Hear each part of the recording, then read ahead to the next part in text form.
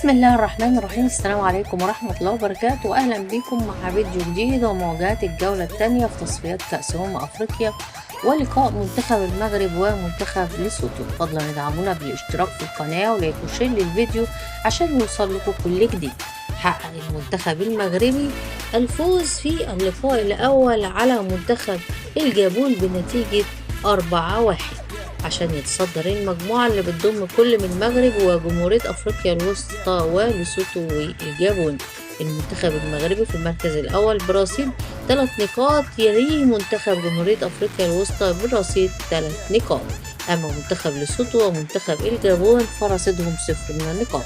واليوم يلتقي المنتخب المغربي ضد نظيره منتخب ليسوتو يوم الاثنين الموافق 9/9/2024، وتقام المباراة على ملعب أضرار في تمام الساعة 9 مساء. نتمنى التوفيق للمنتخب المغربي ومشاهدة ممتعة لكم متابعيني. شكرا لكم والسلام عليكم ورحمة الله وبركاته.